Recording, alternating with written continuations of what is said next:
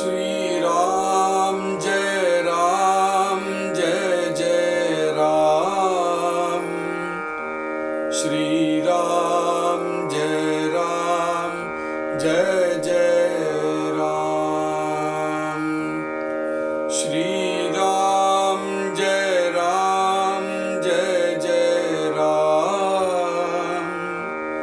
श्री राम जय जय राम। जय श्री राम। प्रीतीचे लक्षण ऐसे, अंतरी उठे अनायासे, पाणी पाणा वाटे जैसे, आपणेची धावे। तैसा जो आत्मज्ञानी नर, तयास नावडे इतर, ते पाहिजे सारा सार विचारणा ते। जेथे कुलदेव्या भगवती, ते पाहिजे सप्तशती, इतर देवांची स्तुती कामा नये सर्वथा। घेता अनंताच्या व्रता, ते न लगे भगवद्गीता, साधू जनासी वार्था फळाशेची नाही। वीरकंकण घालिता नाकी, परी ते शोभा पावे नाकी, जेथील तेथे आनिकी कामा नये सर्वथा। नाना महात्मे बोलिली, जेथील तेथे वंद्य जाली, विपरीत करुणी वाचिली तरी ते विलक्षण। मलार महात्म द्वारकेसी, द्वारका महात्म केले काशी, काशी महात्म व्यंकटसी शोभा न पवे। ऐसे सांगता असे वाड, परी जेथील तेथेची गोड, तैसे ज्ञानिया सच्चाड अद्वैत ग्रंथाची।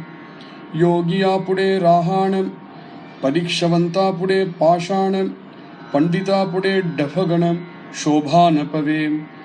वेदज्ञ पुढे जती, निस्पृहा पुढे फलश्रुती, ज्ञानिया पुढे पोथी कोकशास्त्राची।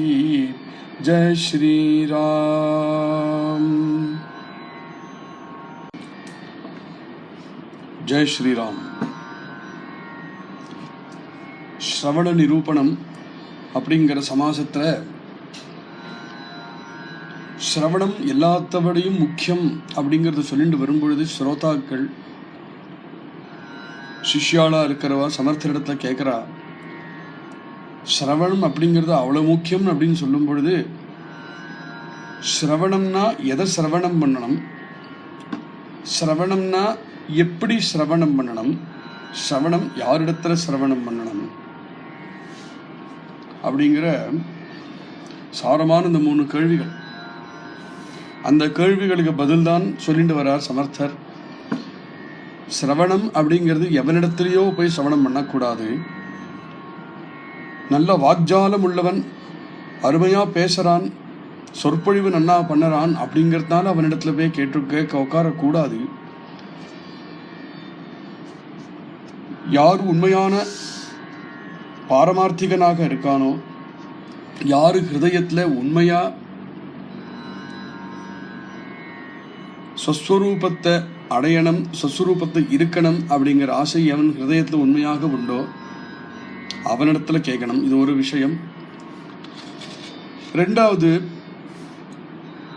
யாரிடத்துல கேட்கணுங்கிறது இதை சொல்லி வந்துட்டார். அதனாலேயே மகத்துக்கள் சாதுக்கள் சத்குருநாதால் இவாரிடத்துல தான் சிரவணம் பண்ணணும் அப்படிங்கிறது கருத்தங்க. எதை சிரவணம் பண்ணணும் அப்படிங்கிற அடுத்த கேள்வி. எதை சிரவணம் அப்படின்னு கேட்கும் பொழுது, ஏற்கனவே நம்ம ஹிருதயத்தில்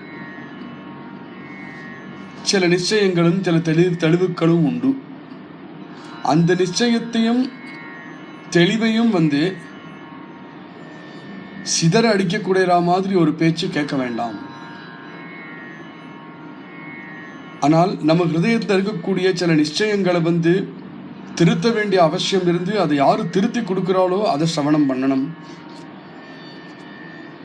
பாரமார்த்திகமான மார்க்கத்தை நம்ம எந்த உபாசனையை அனுசரிக்கிறோமோ அந்த உபாசனையில நம்மளுடைய திருடத்தன்மையை இன்னும் வளர்க்கிற மாதிரி யாரு பேசுறாளோ அவளிடத்துல சிரவணம் பண்ணணும்.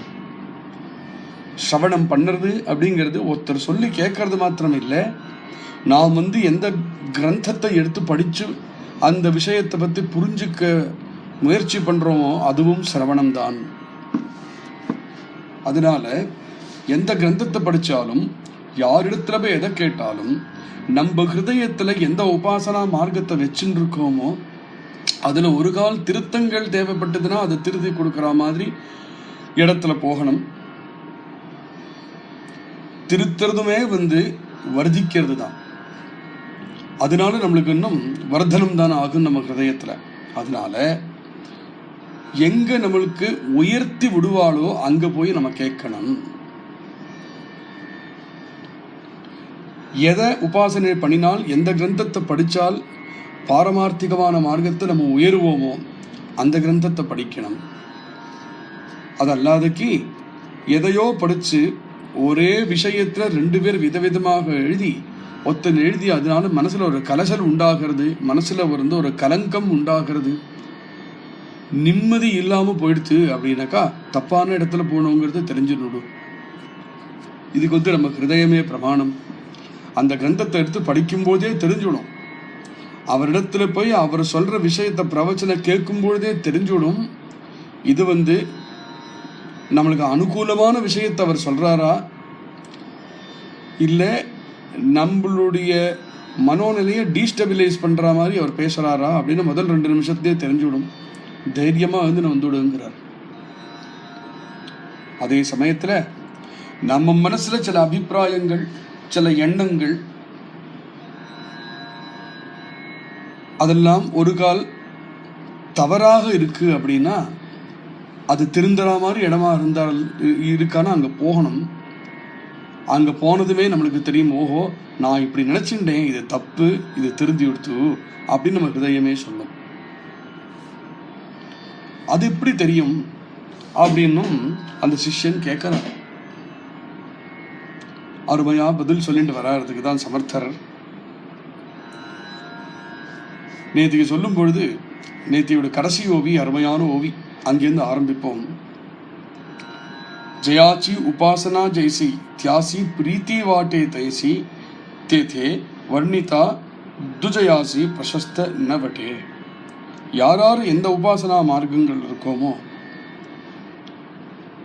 அந்த உபாசனா மார்க்கத்துக்கு அனுகுணமாக இருக்கும் இவா பேசுற பேச்சு அப்படின்னா, அது அனுகுணமாக ஒருத்தர் பேசினாலே என்னாகும், தியாசி பிரீத்தி வாட்டை தேசி, நம்மளுக்கு தானாகவே நம்மளுக்கு நம்ம ஹிருதயத்துல அவளிடத்துல ஒரு பிரீத்தி உண்டாகும்.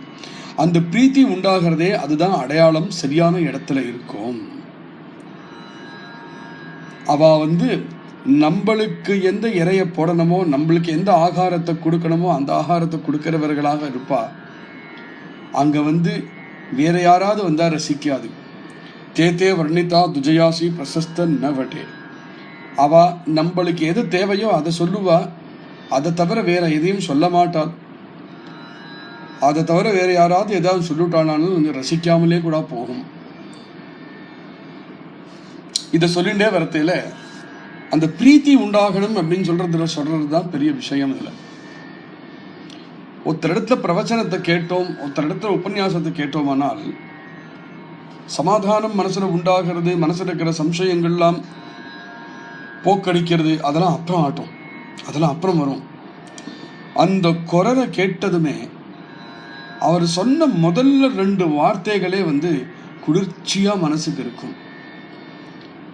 அந்த குளிர்ச்சி எப்படின்னாக்கா, சமாதானங்கள் சம்சயங்கள்லாம் அப்புறம் அந்த 2 மணி நேரம் பிரவச்சனமோ பல தடவை அவரிடத்த பிரவச்சனங்கள் கேட்க கேட்க கேட்க மனசுல இருக்கிற சம்சயங்கள்லாம் நீக்கப்படும் அப்படிங்கிறது அப்புறம் உள்ள விஷயம். ஆனா பார்த்த மாத்திரத்துல அவர் சொல்ல கேட்ட மாத்திரத்துல அவரிடத்துல என்னவோ தெரியல அலாதியான ஒரு பிரீத்தி, ஒரு பிரேமே உண்டாயிடும். அந்த பிரேமை ஏன் உண்டாகிறது? அவர் பார்க்கறதுக்கு அழகா இருக்கார் அப்படிங்கிறதுனாலயா உண்டாகிறது? இல்லை. அவர் எந்த விஷயத்தை சொன்னாரோ அந்த விஷயம் நேர போய் புத்தியை தொடாம ஹிருதயத்தை தொடர்ந்து ஹிருதய ஸ்பர்ஷியா பேசுறார் அப்படிங்கிறது தான் முக்கியம். அப்போ பிரீத்தி வாடே அப்படின்னு சொல்றது எங்க? பிரீத்தி எங்க இருக்கு? புத்தியிலையா பிரீத்தி இருக்கு? பிரீத்தி அப்படிங்கிறது ஹிருதயத்துல இருக்கு. அப்போ யாரு பேசுறாரோ பேசுற பேச்சு ஹிருதயத்தை தொடும்படியாக பேசணும் அப்படிங்கிற முக்கியமான ஒரு அங்கத்தை எடுத்து கொடுக்கிறார் சமர்த்தர். இங்க ஒரு உபன்யாசகர் அப்படி பேசணும், ஹிருதயத்தை தொடும்படியாக பேசணும். அவர் ஹிருதயத்தை எப்ப தொட முடியும்? யாரு பேசுறாரோ அவர் ஹிருதயமுமே அந்த விஷயத்தை ஊறி இருந்ததுனாதான் இன்னொருத்தர் ஹிருதயத்தை தொட்டு பேச முடியும்.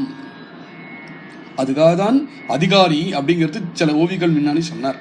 தகுந்த அதிகாரி கிட்ட போகும்பொழுது அவர் ஏற்கனவே பரமார்த்தத்தை பிரீத்தி உள்ளவராக இருக்கிறதுனால நமக்கிட்ட பேசும் பொழுதும் நாம அவர் சொன்ன வாக்க சிரவணம் பண்ணும் பொழுதும் நாமும் பரமார்த்தத்தை விரும்புறதுனால ஹிருதயத்துக்கு ஹிருதயம் ஒரு மிலனமாகிறது. அந்த ஹிருதயத்துக்கு ஹிருதயம் மிலனம் ஆகும் பொழுது பிரீத்தி உண்டாகிறது. அவரை முன்ன பின்ன தெரியாது, அவர் பேரு கூட தெரியுமோ தெரியாது. முதல் தடவை பார்த்தோம், முதல் தடவை 4 வார்த்தை கேட்டதும் ஹிருதயத்தை பறி கொடுத்தவா எவ்வளவு பேர் நம்ம குருநாதாள் கிட்ட. அதுக்கப்புறம் அவ ஈடுபட்டா பல வருஷங்கள் கைங்கரியம் பண்றாங்க, அதெல்லாம் அப்புறம் அதெல்லாம் வரும், அது வராமல இருக்க போறது. அதுவே இந்த பிரீத்தியுடைய வளைவு தானே. அந்த பிரீத்தினால தானே அதெல்லாம் பண்ணணும்னு தோன்றது. அப்படிலாம் இருக்காத. ஆனால் அதெல்லாம் அப்புறம் தான் வந்தது. அந்த முதல் 2 க்ஷணத்திலே தன்னை பறி கொடுத்தவர்களை தான் பார்க்கணும். முதல் 2 க்ஷணத்தை தன்னை பறி கொடுத்தவாளாக இருந்தாதான் இருக்கிறது தான் அடையாளம். அவள் சரியான இடத்துல போனா அப்படிங்கிறத.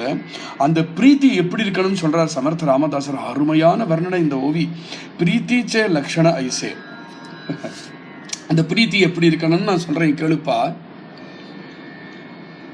பிரீத்தி எப்படி இருக்கணும்னாக்கா அந்தரி உட்டே அனாயாசே.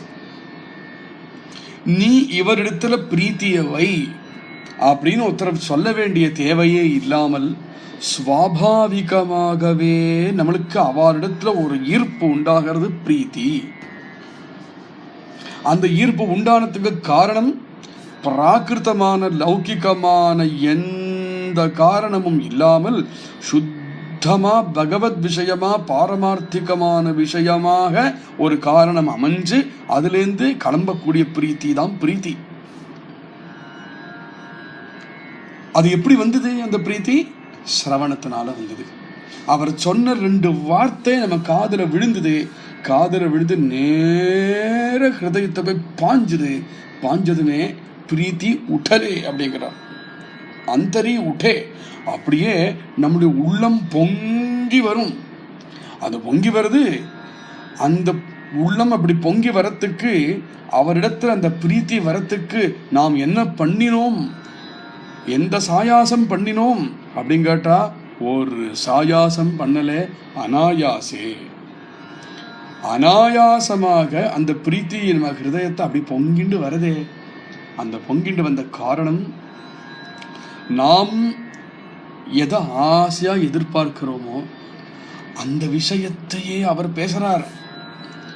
அந்த விஷயத்தை அவர் பேசும்பொழுது அவர் நம்மளுக்கு மேல பல மடங்கு மேல இருக்காருங்கிறதும் தெரியறது. அவரிடத்துல இன்னும் தெரிஞ்சுக்கலாம், இன்னும் கத்துக்கலாம், அவர்கிட்ட இருந்ததுனால நாம் இன்னும் உயரலாம் அப்படிங்கிறதும் தெரியறது.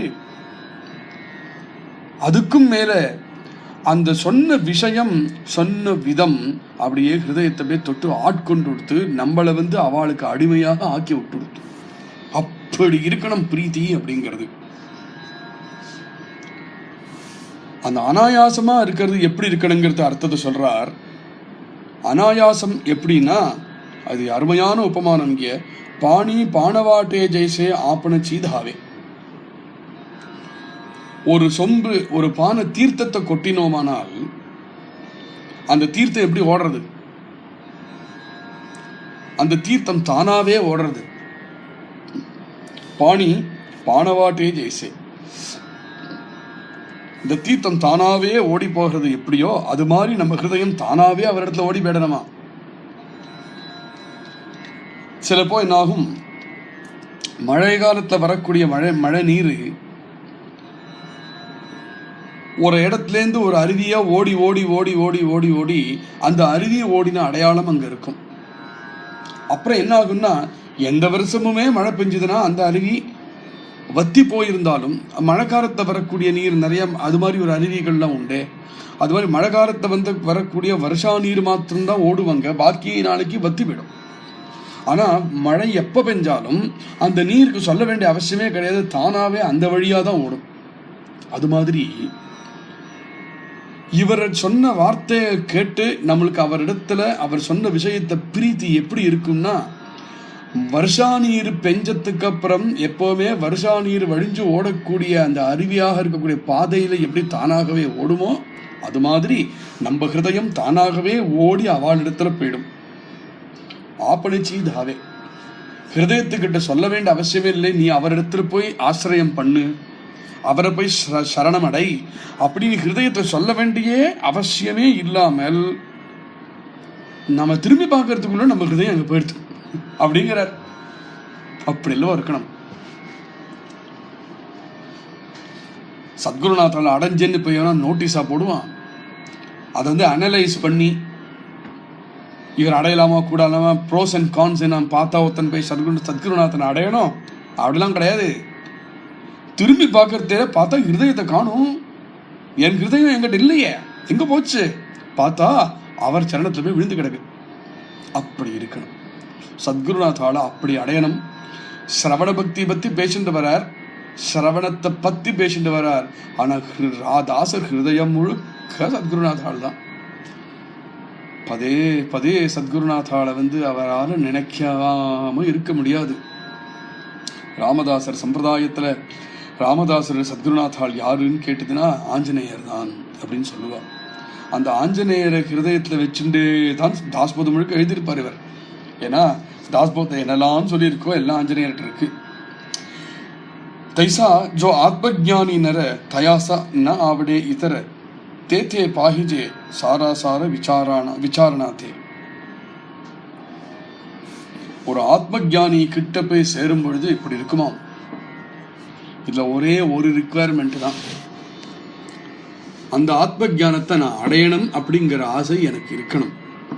அந்த ஆத்ம ஜானத்தை நான் அடையணும் அப்படிங்கிற ஆசை எனக்கு இருந்து கொடுத்தனால், என்னைக்கு அப்பேற்பட்ட ஆத்ம ஜானி என்னுடைய சம்சர்க்கத்தை சேரறாரோ அந்த ஆத்ம ஜானியை பார்த்ததுமே என்னாகிறது, அவரை பார்த்ததுக்கு அப்புறம் இன்னும் வேற எதுவும் வேண்டாம். நீங்க வேற யாரையும் பார்க்க வேண்டாம், நீங்க வேற எதையும் கேட்க வேண்டாம், நீங்க வேற எங்கேயும் போக வேண்டாம். சுத்தி சுத்தி சுத்தி சுத்தி சுத்தி அந்த ஆத்ம ஜானி கிட்டையே இருக்கணும் அப்படிங்கிற ஒரு பித்து பிடிக்கணும். ஜோ ஆத்ம ஜானினர தயாசி ந ஆவடே இதர. அப்புறம் எதை காமிச்சாலும் பிடிக்க கூடாது. எப்படி ஒரு சின்ன குழந்தைக்கு அம்மாவை தவிர எதை காமிச்சாலும் பிடிக்காதோ அது மாதிரி அப்படின்னு சில அபங்கங்கள்லாம் பெரியவாள்லாம் பாடியிருக்கா. எப்படி ஒரு பதிவிரதைக்கு தன்னுடைய கணவனை தவிர வேற யாரும் பிடிக்காதோ அது மாதிரி தன்னுடைய சத்குருநாதன் கிட்ட ஒரு சிஷ்யன் இருக்கணும். அதை நான் அப்படி இருக்கணுமாக்கும் அப்படிங்கிற நியமத்தோட இருக்கக்கூடாது. இது என்ன ஒரு டிசிப்ளினா? பறி கொடுக்கறதுங்கிறது டிசிப்ளினான்னு? பறி கொடுக்கறது அப்படிங்கிறது டிசிப்ளினுக்கு எவ்வளவோ மேல. பாக்கியம் இருந்தால் தான் பறி கொடுப்போம் அப்படிங்கிறது தான் நம்ம அறியணும் இங்க. அதனால் பாக்கியம் இருந்ததுனால் தான் தன் இடத்துல தான் தன்னை யாரிடத்துல பறி கொடுக்கிறோமோ அவளை பத்தி இருக்கிற பேச்சு. தேத்தே பாஹிஜே சாராசார விசாரணாத்தே. அங்க போய் இது சாரமா அசாரமா கூடுமா கூடாதா அப்படிங்கிற விசாரத்துக்கும் மேல நடக்கக்கூடிய விஷயம் ஹிருதயம். ஹிருதயத்தை பறி கொடுக்கறது விசாரம் பண்ணி, சாராசார விசாரம் பண்ணி பண்றது இல்லைங்கிறது சொன்னோம் இல்லையா? அதேதான் சாராசார விசாரணம். அப்ப பண்ணிட்டு அவர்கிட்ட போய் சேரணமா வேண்டாமான்னு கேட்டுலாம் போய் சேர்றது கிடையாது. அப்படியே போயிடுது ஹிருதயம் தானாவே. ஆனா அவர்கிட்ட போனதுக்கு அப்புறம் எது சாரம் எது அசாரம் அப்படிங்கிற விசாரம் அங்க நடக்கணும். அவரிடத்துல போறதையில ரொம்ப எல்லாம் திங்க் பண்ணிட்டு போக வேண்டாம். நீ திங்க் பண்றதுக்கு அங்க உனக்கு அவகாசம் இருக்காதுப்பா. அவரை பார்த்த 2 வார்த்தை கேட்ட திருப்பி பார்த்தா ஒன்ன காணும். அதுக்கப்புறம் சாராசார விசாரம் என்னதுங்கிறது அவர் உனக்கு சொல்லி தருவார். இது சாரம், இது அசாரம், இதை விசாரணம் பண்ணு. அப்படியே இருக்கு இல்லையா, மனசு குளிர்ந்து போய் இருக்கு இல்லையா? சமர்த்தர் சொல்ற இந்த விஷயத்தை. ஜேதே குலதேவ்யா பகவதி தேதே பாஹிஜே சப்தசதி இத்தர தேவாஞ்சி ஸ்துதி காமானையே சர்வதா. அருமை.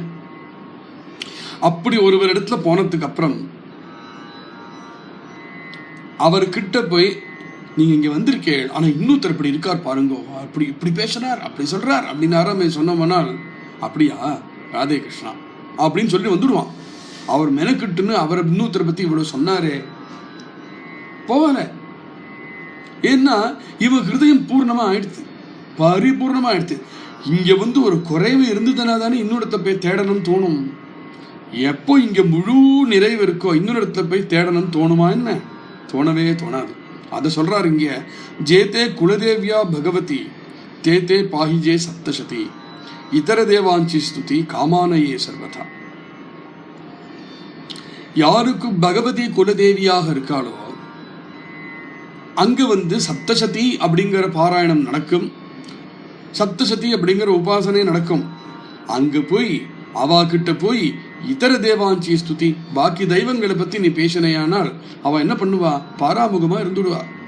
காமானையே, அவளுக்கு பாக்கி தெய்வங்களை பத்தி நீ என்ன சொல்றியோ அவளுக்கு அதனால பிரயோஜனம் கிடையாது.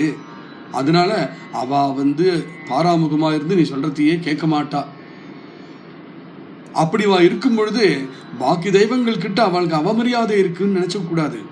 அப்படி இல்லை, அவ வந்து பகவதியுடைய உபாசனை பண்ணிட்டு இருக்காளே அங்கேயே பரிபூர்ணமாக இருக்கு அவளுக்கு. அவளுக்கு வேற எதுவும் காமானையே வேற ஒன்றும் தேவை இல்லை அவளுக்கு. பாக்கி எதுனாலையும் அவளுக்கு எந்த வேலையும் பண்ணி கொடுக்க முடியாது. பகவதியை எந்த பகவதி உபாசனை பண்றானோ அந்த பகவதினால முடியாதுன்னா தானே இன்னொரு இடத்துல அவன் போனோம். அப்படி இருக்கணும் பகவதி பக்தன், அப்படி இருக்கணும் ஒவ்வொரு பக்தனும். அவன் ராம பக்தனா இருந்தா அப்படி இருக்கணும், கிருஷ்ண பக்தனாக அப்படி இருந்தா அப்படி இருக்கணும். இப்போ இதுல வந்து ஒரு விஷயம் நம்ம கவனிக்கணும். அப்புறம் சொல்றேன். இதை கீதா அனந்தாஞ்சியா விரத தேதே நிலகே பகவத்கீதா. இப்போ அனந்தனுடைய விரதத்தை ஒருத்தன் உபாசனை பண்றான். அனந்தனுடைய விரதத்தை உபாசனை ஏன் பண்ணுறான்? இது வேணும் அது வேணும் அப்படிங்கிறதால தான் பண்றான். இது வேணும் அது வேணும்னு உபாசனை பண்ணக்கூடாது அப்படிங்கிறது வேற விஷயம். இப்போ இங்க உபமானம் வேற. இது வேணும் அது வேணும் காமியார்த்தமா ஒருத்தன் வந்து அனந்தனுடைய விரதத்தை பண்ணும் பொழுது அவன்கிட்ட போய் மெனக்கிட்டுன்னு எவனாவது பகவத்கீதையை சொல்லுவனா அப்படிங்கிறார் சமர்த்தர். பகவத்கீதை வந்து எதுலேயும் பற்றுதல் இருக்கக்கூடாதுன்னு சொல்லி தரக்கூடிய கிரந்தம். மெனக்கிட்டுன்னு அதை போய் காமியார்த்த பக்தி பண்றவன் எடுத்து போய் சொல்லுவானே, சொன்னானாலும் அவனுக்கு ருச்சிக்காது. அதை சொல்லி அவனை திருத்தணும் அப்படிங்கிறது வேற விஷயம். உபமானம் இங்க வேற. உபமானம் இங்க என்ன சொல்றார்?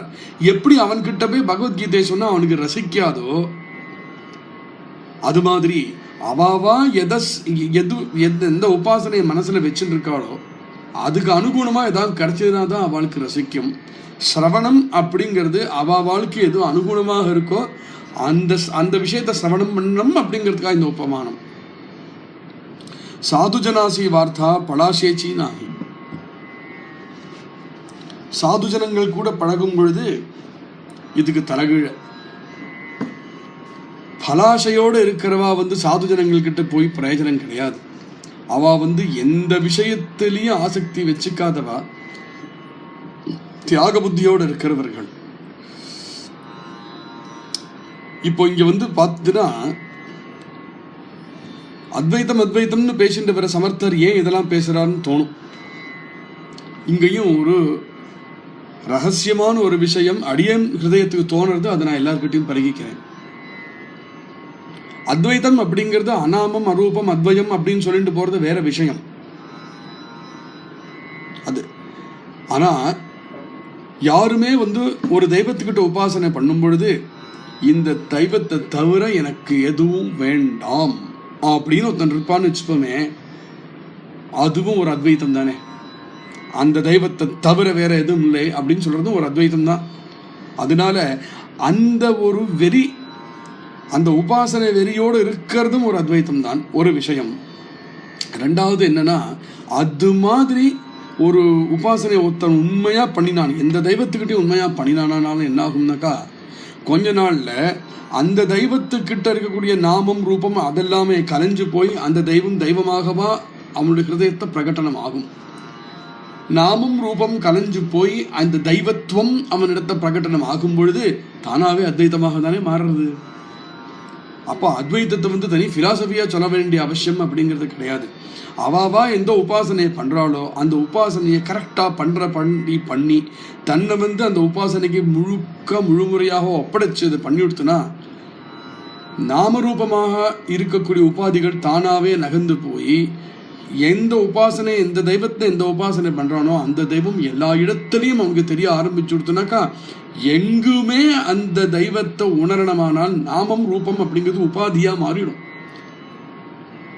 அவன் அந்த தெய்வத்தோட ஒன்னோட ஒன்று சேரணம் அப்படிங்கிற அந்த வேகம் உண்டாகும் பொழுது நாமத்தையும் ரூபத்தையும் கூட செதறி அடிச்சுன்னு தான் போய் சேருவான். அப்படி சேரும் பொழுது அத்வைத்தமாகவே போகும். அதனால அத்வைத்த சித்தாந்திகள் ஏதோ விடாப்பிடியா ஒரு அனாமம் அரூபம் அத்வயம் அப்படிங்கிற பிலாசபதி பத்தி பேசுறவா சில பேர் இருக்கலாம். சமர்த்த ராமதாசர் அது மாதிரி இல்லை. தானே சிறந்த ராமபக்தராக இருந்துட்டு அத்வைத்தத்தை சொன்னவராக இருக்கிறதுனால இந்த கிரந்தத்துல அங்கங்க அந்த அத்வைத்த சித்தாந்தமும் பக்தியும் பிணைந்து வருது. இல்லைன்னா இது மாதிரி உபமானங்களோ இது மாதிரி மற்ற தெய்வங்களை பத்தி அவர் பேச வேண்டிய அவசியமே இல்லை. வீரகங்கண காலிதா நாக்கி பரி தே சோபா பாவே நாக்கி ஜேத்தில தேத்தே ஆணிக்கி காமானையே சர்வதா. வீரகங்கணம் அப்படின்னு போட்டு பாய்ச்சற வீரர்கள்லாம் அந்த வீர கங்கணத்தை மூக்கில் மாட்டிக்கலாமா? மூக்குத்தியா?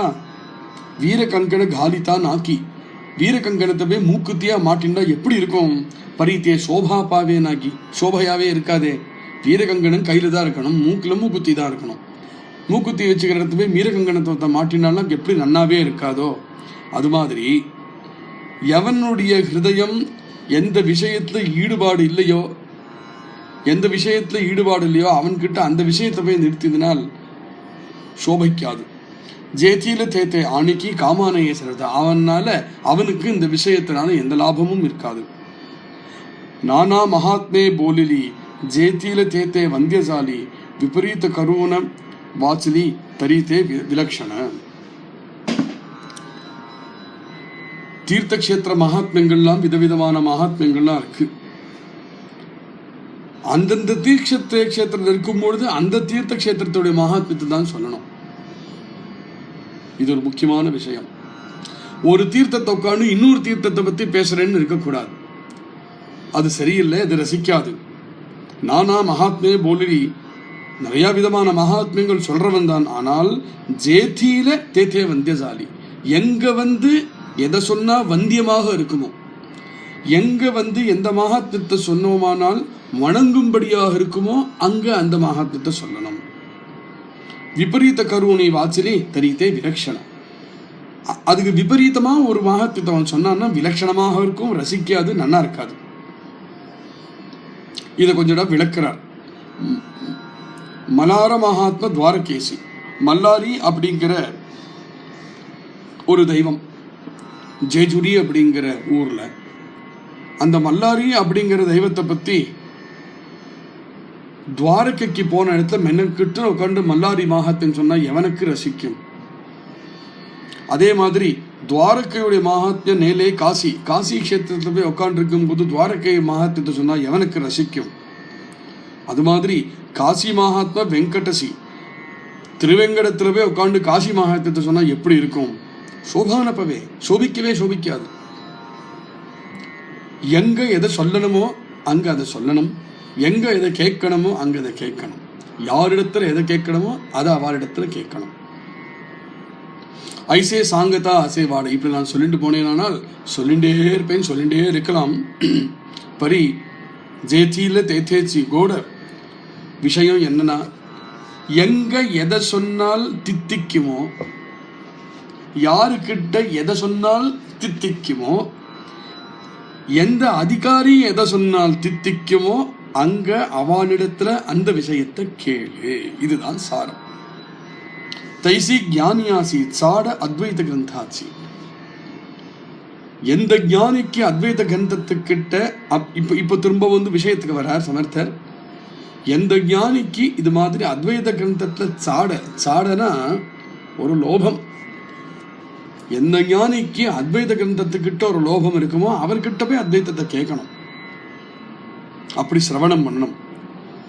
யோகியா புடே ராகான ஒரு யோகியாக ஒருத்தன் இருக்கான் அப்படின்னா அவனுக்கு எதிர்க்க போய் சுத்திரமாக காம விஷயமாக இருக்கிற பேச்ச பேசினா எப்படி சரியில்லையோ, பரீட்சவந்தாப்புடைய பாஷான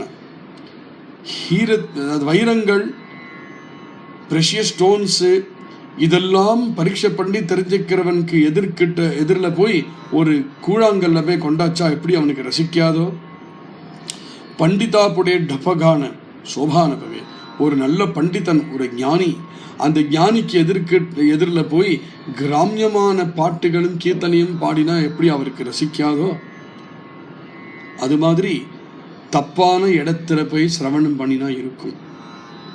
வேதஜாப்புடைய ஜதி ஒரு வேதாந்த பண்டிதனுக்கு இருக்கானே அவன்கிட்ட போய் லௌகிகமான விஷயங்களை பேசினா எப்படி இருக்குமோ, நிஸ்பிருகாப்புடைய பலஸ்ருதி எவனுக்கு எந்த விஷயத்தையும் பற்றுதலே இல்லையா அவன்கிட்ட பலஸ்ருதி விஷயங்களை போய் பேசினா எப்படி இருக்குமோ, ஞானியாப்புடைய போதி கோகசாஸ்திராசி ஒரு ஞானிகிட்ட போய் லௌகிகமாக இருக்கக்கூடிய நாவல், கோகசாஸ்திரம்னா லௌகிகமாக இருக்கக்கூடிய புஸ்தகங்கள் இதெல்லாம் போய் அவன்கிட்ட போய் காமிச்சா எப்படி ரசிக்காதோ, அது மாதிரி யார் எந்த உபாசனையில் இருக்காளோ அவள் தப்பானுடைய ஆள்கிட்ட மாட்டினுட்டு அவன் வேற எதையோ பேசினால் அவன் மனசு எப்படி கலக்கப்படுமோ அது மாதிரி இருக்கும். அது மாதிரி இல்லாமல் சிரவணம் அப்படிங்கிறது எப்படி இருக்கணும்னா ஹிருதயத்தில் பிரீத்தியை உண்டாக்கணும்.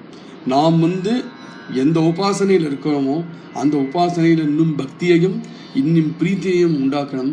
அது மாதிரி இடத்துல போய் சிரவணம் பண்ணணும், அது மாதிரி விஷயத்தை சிரவணம் பண்ணணும், அது மாதிரி அதிகாரிகிட்ட சிரவணம் பண்ணணும் அப்படிங்கிறது அருமையான விஷயங்களை சொல்லிட்டு வரார். மேலே நாளைக்கு சிரவணம் பண்ணுவோம். ஜெய் ஸ்ரீராம். ஸ்ரீராம் ஜெய ராம் ஜெய ஜெய ராம். ஸ்ரீராம் ஜெய ராம் ஜெய ஜெய ராம். ஸ்ரீராம் ஜெய ராம் ஜெய ஜெய ராம். ஸ்ரீராம் ஜெய ராம் ஜெய ஜெய ராம். ஹரே கிருஷ்ணா ஹரே கிருஷ்ணா கிருஷ்ண கிருஷ்ணா ஹரே ஹரே, ஹரே ராம ஹரே ராம ராம ராம ஹரே ஹரே. ஹரே கிருஷ்ணா ஹரே கிருஷ்ணா கிருஷ்ண கிருஷ்ணா ஹரே ஹரே, ஹரே ராம ஹரே ராம ராம ராம ஹரே. ஹரே கிருஷ்ணா ஹரே கிருஷ்ணா கிருஷ்ண கிருஷ்ணா ஹரே ஹரே, ஹரே ராம ஹரே ராம